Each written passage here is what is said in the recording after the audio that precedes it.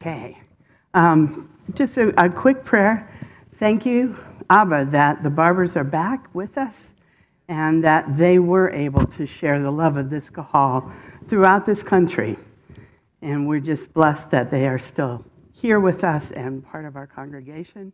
And I do pray that in this Haftarah, that your heart is spoken and that we all have the hearts to receive the words. In Yeshua's name. Okay, so this part is, for me, I called it Generations, 1 Kings 2, 1 through 12. In Genesis 15:5, God spoke to Abraham, saying, "Look at the sky and count the stars if you're able to count them. Your offspring will be that numerous."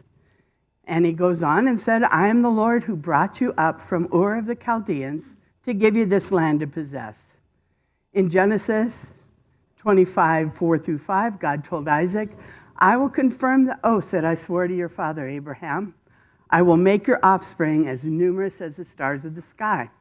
I'll give your offspring all these lands, and all the nations of the earth will be blessed by your offspring, because Abraham listened to my voice and kept my mandate, my commands, my statutes, my instructions." Going forward in Genesis, God told Jacob in a dream, "I am the Lord, the God of your father Abraham and the God of Isaac. I will give you and your offspring, the land that you are now sleeping on. And all the peoples on the earth will be blessed through you and your offspring." Going forward, God tells them, "A nation indeed, an assembly of nations will come from you, and kings will descend from you." As Jacob blesses his sons, his blessings for Joseph include statements that Joseph is a fruitful vine. "The blessings of your father excel the blessings of my ancestors, and the bounty of the eternal hills. May they rest on the head of Joseph, on the crown of the prince of his brothers."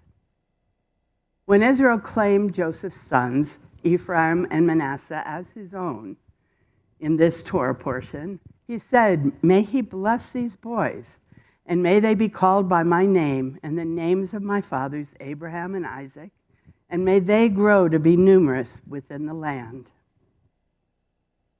The blessing continued with, "Israel will invoke blessings by you, saying, may God make you like Ephraim and Manasseh," putting Ephraim before Manasseh. For me, I thought it was really important that when he's giving the blessings to the others, he's saying Jacob is blessing.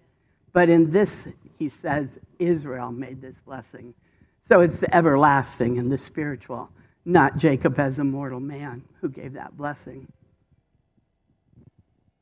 The Haftarah portion describes the blessing that King David is giving to his son Solomon as David prepares to die. David likely pondered words that came to him through the prophet Nathan many years earlier in 2 Samuel. In that prophecy, God says he will be a father to David's descendant. He said, "Your house and kingdom will endure before me forever, and your throne will be established forever." David tells Solomon, "Be strong and brave, and keep your obligation to the Lord your God to walk in his ways and to keep his statutes, commandments, judgments, and testimonies.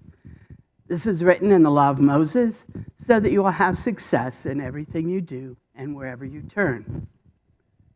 He reiterates that promise that God made to him. "If your sons are careful to walk faithfully before me with their whole mind and heart, you will never fail to have a man on the throne of Israel." In each of these examples of the fathers of the faith giving blessings to their sons as they die, the same basic message is repeated over and over. In each one, the father recalls a meeting with God and the words that he spoke over them. And God also speaks to the sons, but the fathers are passing on the message they received. And they're passing on these instructions and their hearts. The message includes instructions on leadership, instructions on handling their strengths and their weaknesses, how to live their lives before their generations. David tells his son to be strong and to be brave. He tells him about unfinished business that Solomon needs to take care of. Some of that wasn't so pleasant, but it was a way of saying, watch for weaknesses in your kingdom and be aware and take care of things. So he tells him how to run a kingdom, basically. Most of all, David instructs Solomon to walk in the ways of God, to keep his statutes, his commandments, his judgments, his testimonies. Each of the patriarchs passed those same words of wisdom to their sons before they died, because they knew it was imperative for the continuation of their generations and for their success. They knew no other life was going to be satisfactory. So the times of David were turbulent, much like our world today. There were arguments with the North and South, arguing over Saul and David. In spite of his many failings, though, David consistently is described as a man after God's own heart. He rose from being a shepherd. And what do you learn? He's alone out in the fields, learning how to commune with God, how to navigate just survival. He's a psalmist. He's a harpist. And then he becomes a warrior, and eventually he's king. In each of those things, he was learning how to lead and how to speak with God and hear from him. More's been written about David than pretty much any other biblical character in Scripture, and there's so much that we can learn about his reign. And I thought about that, in this Torah portion. Should I talk about him slaying Goliath? What should I talk about? But at first glance, the Haftarah seems to be just one more of the patriarchs' last will and testament to their sons as they're getting ready to leave the world. And the stories connect the dots to how the line of Abraham continues generation to generation, leading up to Yeshua and beyond. But what about it connects us today? Is there a practical application for us in our daily lives? I think the lesson today is clear when we recognize that we are the sons and the children of Abraham, of Isaac, of Jacob, of Joseph, and of David. We're given the promise that our generations are promised to continue to thrive, to grow, to lead, and to prosper.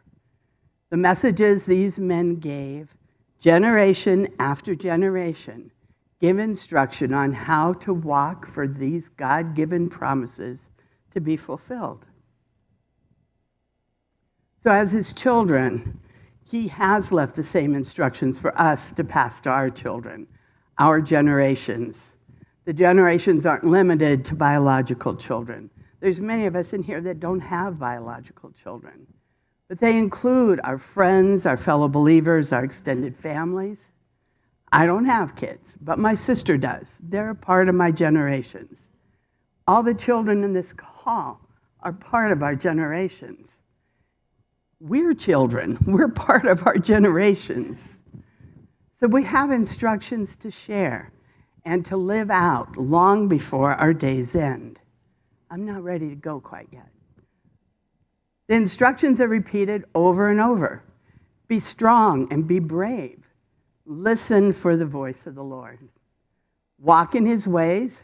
Love him with your whole heart, your mind, and your strength. Keep his statutes. Keep his commandments, his judgments, his testimonies. The world seems out of control right now. Trust is hard. I've lost faith in just about every institution there is. Most of us have. But we're still called to stand. We're called to continue the generations that began with Abraham in representing our God and bringing his ways into the world. The instructions are given over and over through the dying words of the patriarchs to their children. And now we're called to pass those same instructions to our generations, even as we still breathe. We're called to live by them. We're called to live his ways out before the world, even when it's hard. We're called to be instruments that he uses to bring his kingdom to earth in spite of the chaos that we're facing. Our eyes may not see it happen. We know there's still storms that are raging, and there's more to come. Yet we also have the promise that generation to generation, as we live out the instruction that he gives us, all nations will be blessed through us. And bit by bit, generation to generation, his kingdom will be established on the earth.